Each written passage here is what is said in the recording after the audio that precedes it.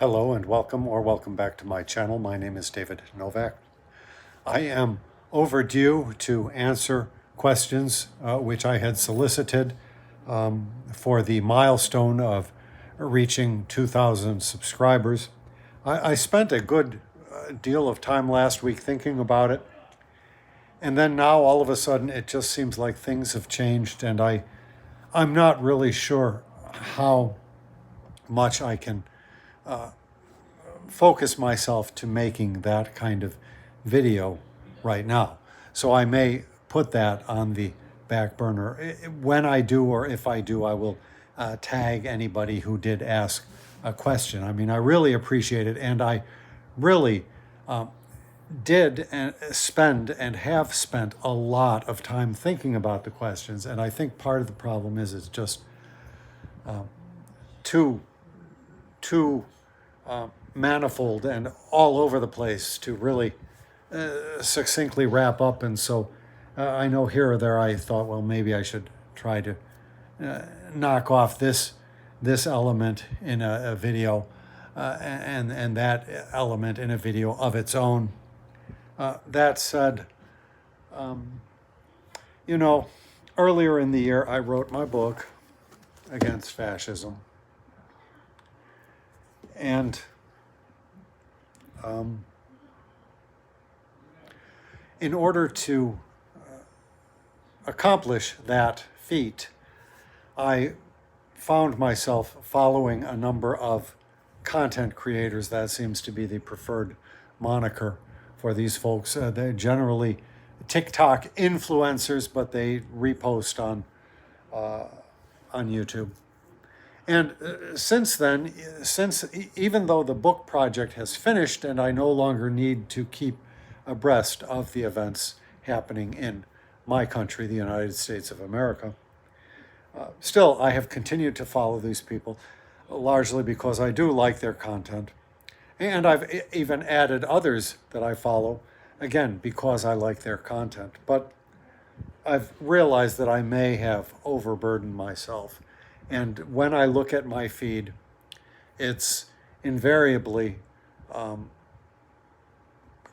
contemporary politics pontificators that appear before me, and the booktubers that previously made up the bulk of my subscriptions, I hardly ever see their stuff. Now, this morning was an exception.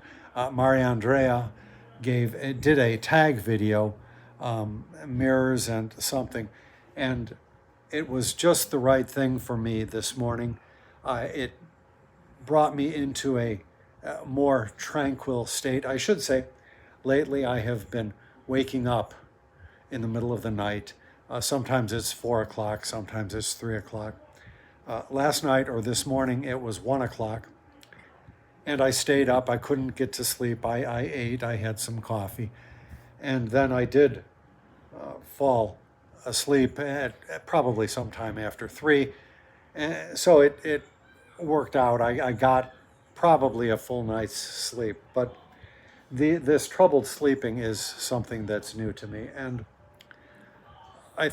to some degree, I attribute this to all of the current events in our country here in the United States. It is impossible to keep this stuff out of one's noggin. And it got me to reflecting on a time many years ago. I was working at, well, let's just say I was working at a job. And the job was, I was supposed to be getting like a full 40 hours week of work or whatever. But it was not officially such, and so I was getting fewer days, and then I fell into the outs, I guess you could say, with this employer, and so they were scheduling me minimally, and they had some changes. They had some big upper personnel changes. I don't know what her designation was, CEO, I guess, or something. The ultimate boss was changed. And so the the place was going through, from the employee's standpoint, some hard times, and they started scheduling me maybe 2 shifts or something like that. So I was not getting a full work week, and I think I begged and pleaded, or whatever one does. I mean, I probably not too hard, because I've always been happy not to work when that chance comes. But I needed the money, and so ultimately I did what somebody advised, which is, well, go and put in for unemployment benefits, and so I did, and of course that made me overnight enemy number one. And I no longer remember all of the things that went on, but I got to a state where I was feeling incredible amounts of anxiety. So much so that I felt I possibly needed to get medicated for it. And in that period, I went to a poetry reading or something at the Harold Washington Public Library, and for some reason I had a panic attack, the one and only panic attack I've had in my life. And it felt like physically there was something wrong with me. And part of that was because this company, they had concocted a slander about me, or libel, I guess. They reported all kinds of false things about my job performance to the Unemployment Bureau. And so it was a very stressful time. Ultimately, the case was decided in my favor. I figured they had probably had enough dealings with this company to not take them at their word for anything. But nevertheless, this period of time was one of high anxiety. And I realized all of this YouTube watching has tipped up my level of anxiety. And I think when I awoke this morning or last night, no, come on, dude. I was in such a state, and it's only comparable was that time period in my life. In the United States, the news has been somewhat fraught. A right-wing influencer was murdered, and then all of a sudden, all of the channels made that their focus.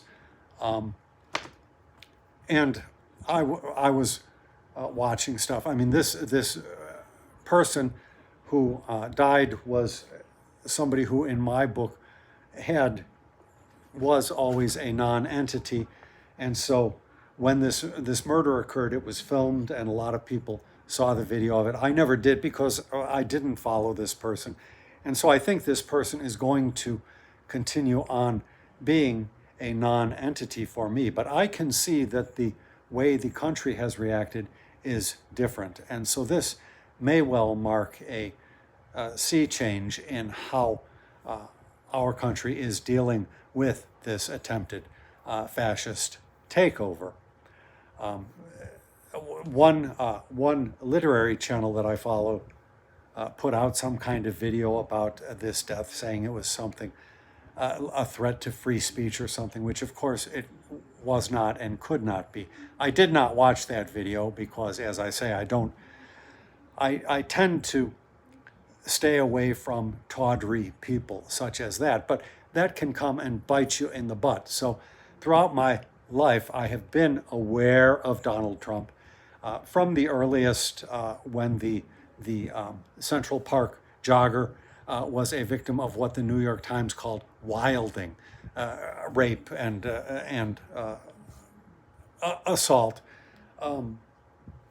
And Donald Trump sprang into the public view with his, I don't know, with some kind of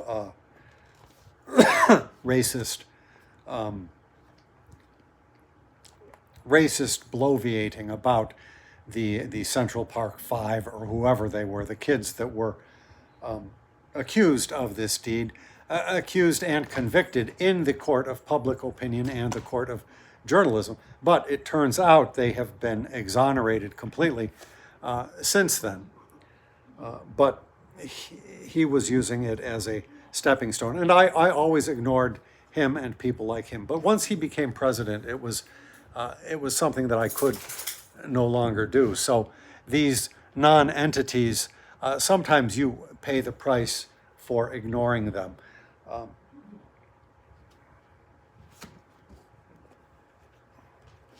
Okay, he wants to sit down.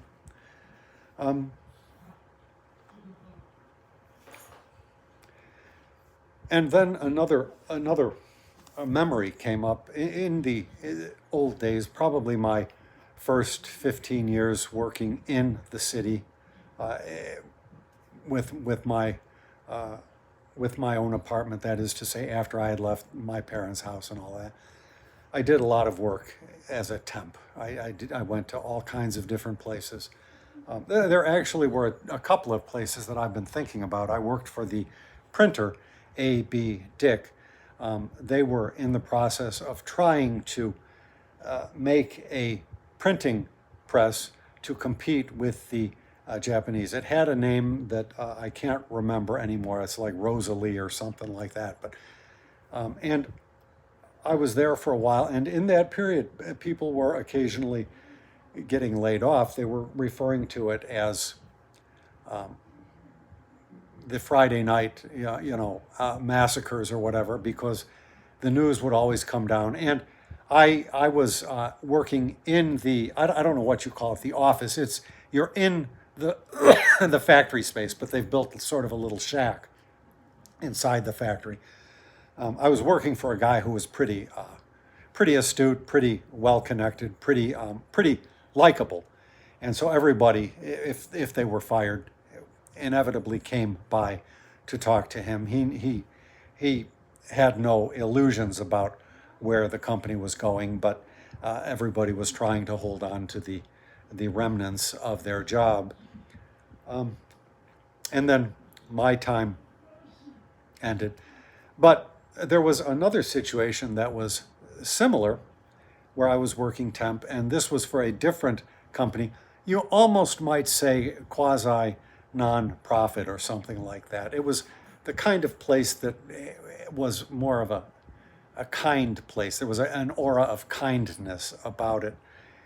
And I was filling in for a staff member who had been in a horrendous car accident, and my stint there lasted 6 months.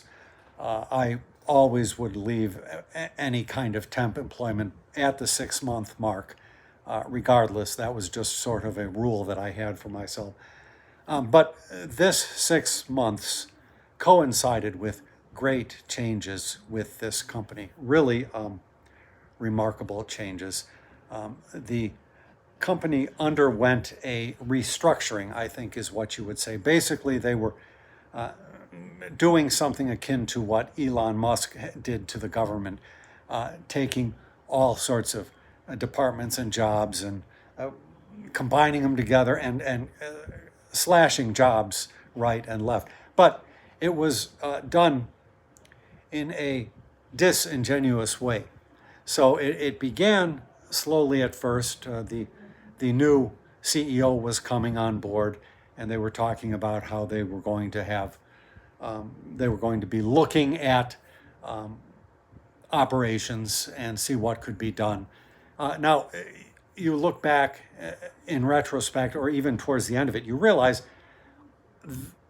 this CEO was brought in for one purpose specifically, and that was to wreck the inside of this company, which had been a company of kindness.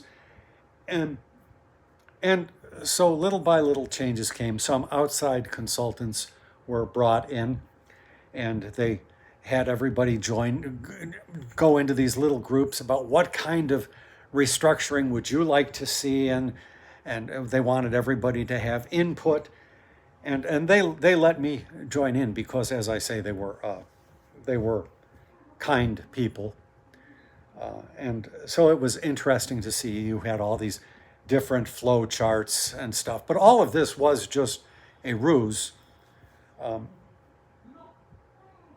to get people accustomed to the idea. And ultimately, it came to a place where there were two different groups of employees with like 10 members each, or 8 members each, or 5 members each. I no longer remember.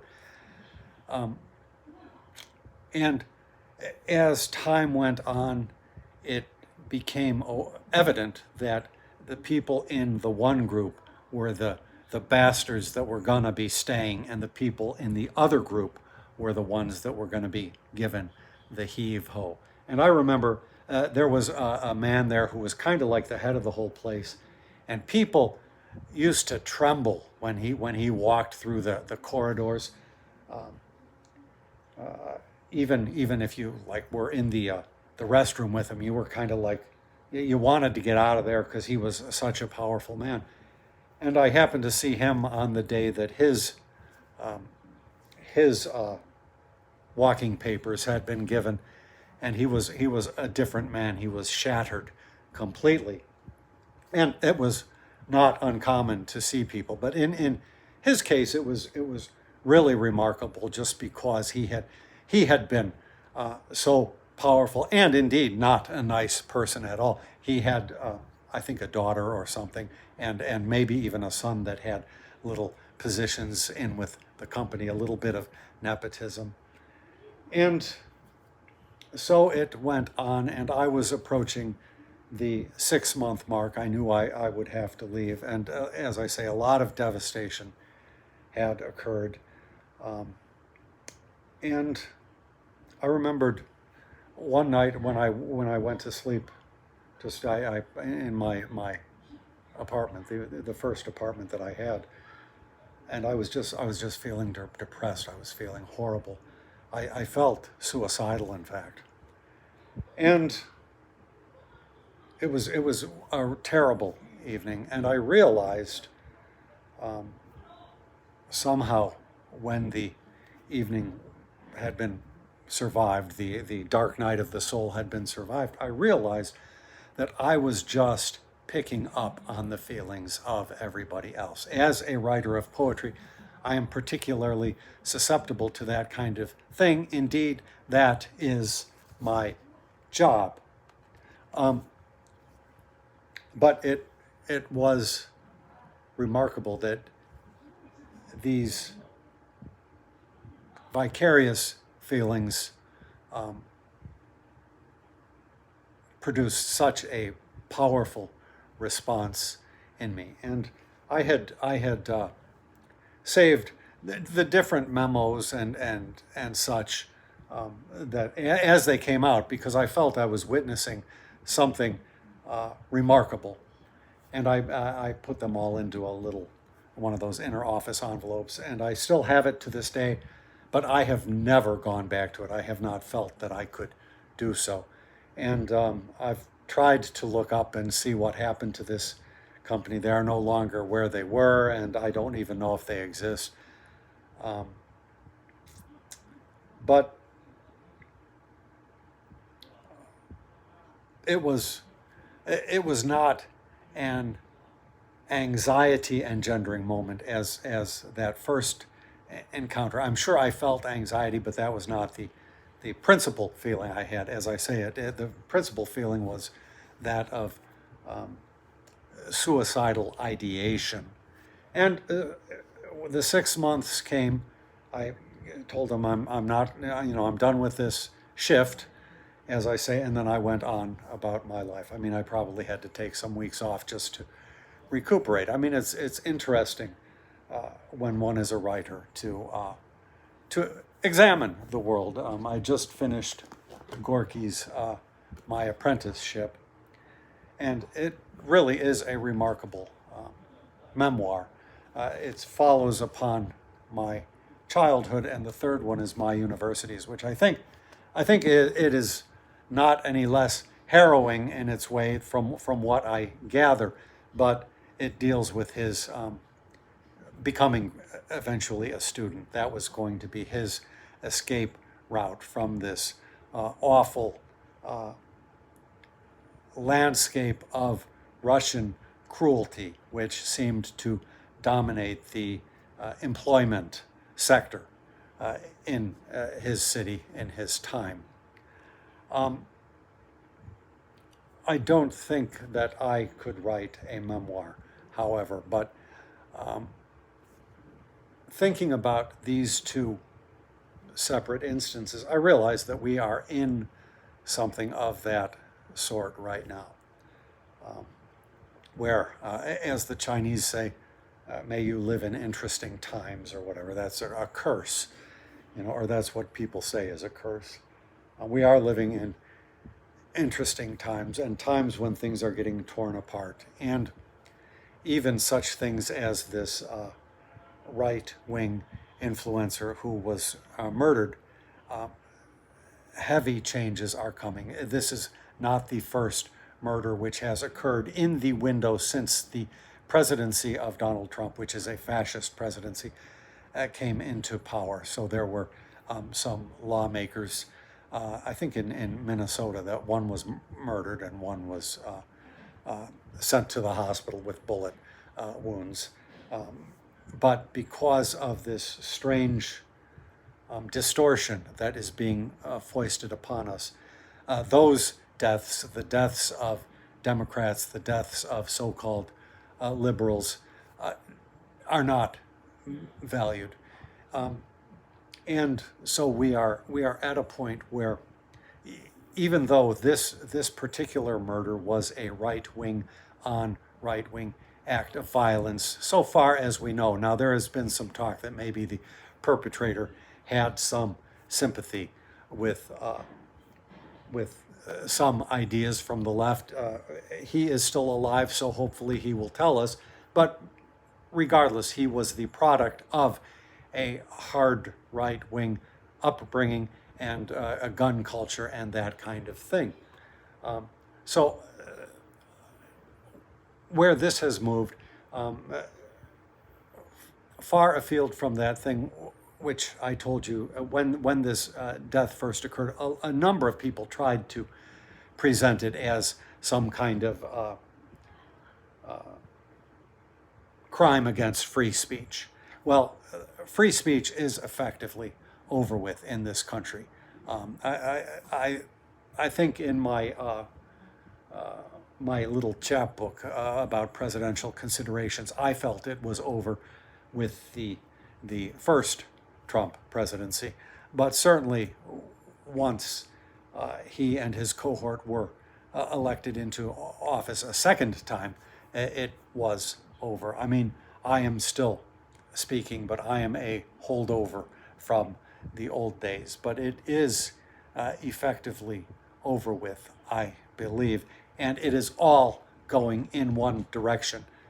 It is the right-wing people have been causing folks all over the place to lose their jobs if all they did was say, "I do not mourn this man." Kind of a strange sort of thing. So the right faction of the political cohort in our country has become the snowflake that they perpetually accused their opponents of being, and so they cannot abide by anybody saying that. And indeed, people have played clips of this right-wing influencer or whatever he was, and the new party line is you have to distort the facts about this. You have to lie about what kind of a man this guy was. And if you don't, we will try to make you pay for it. But so you are seeing, piled on top of all of the job losses earlier on from Elon Musk and his young tech guys, big balls, and his ilk. So piled on top of that, you have all of these changes with prices going up because of the tariffs, the economy being wrecked. So just if you still have your job, your dollar does not stretch as far anymore. But also you have jobs increasingly in peril. And this is all a program. It was called Project 2025. And so I guess what I am leading to, I don't want to keep talking perpetually. I've started reading some George Eliot, The Mill on the Floss. I've finished, how many chapters have I finished? I've finished the first 3 chapters and love it. But it's a slow reading for me. And I just don't see myself having the productive capacity of putting out a lot of booktube videos at this time. I'm going to try to stick with this because she is so good. It is like a ballast. It is something to hold my spirit down in a secure place. And so I hope to keep on with it, but I'm throwing all of the booktube mannerisms to the wayside at this point. I mean, one was always trying to read like 3 books so that you could do a recent reads video and talk about 3 books. I can't do it. And I'm not going to be trying to read fast. This is where I'm keeping my focus. And I don't know that talking about the current situation in my country is very useful. I think we are entering into a phase where one has to just be mindful of his or her own P's and Q's and try to keep your own sensibility or your own mental health on the level. That is to say, don't fall into some kind of depression, such as I reported when I was at this company that was getting restructured. And I think that has to be the primary focus for me at this time. And one thing I decided that I have to do is watch a little bit less of the political videos.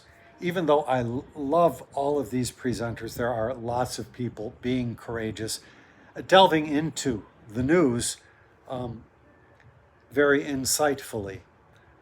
But I'm not writing another book. I don't need to know this depth of what's going on. And I think I will still continue to scroll through the headlines, but so many of the headlines are just responding to the latest thing that happened and ginning you up to be really worked up about whatever is going on, as bad and horrible as it may be. And so I think I will continue to scroll through these things and maybe occasionally look at a video. And there are certain people that I will not stop watching. Tad Stromer, Stroemer, I think the historian is one. But he does not produce like 5 videos per day as some of the other ones do. And so I think I will take it, as you would say in Chinese, ma man lai. Just take it kind of slowly as it comes.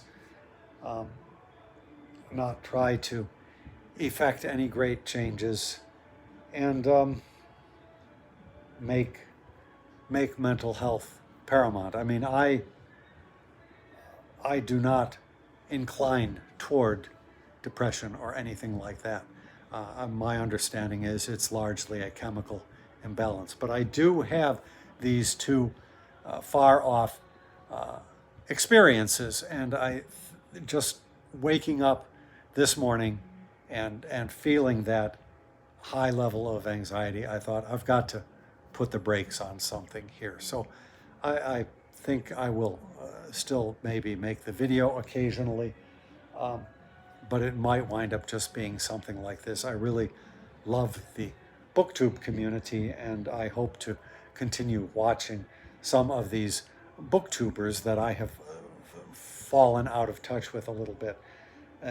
One is torn because you feel on the one hand, well, how can anybody make a video and ignore what is going on in our country? But on the other hand, I understand completely how one can do that. So I will leave that off here. the Q&A answers may be to come. Thank you for stopping by my channel.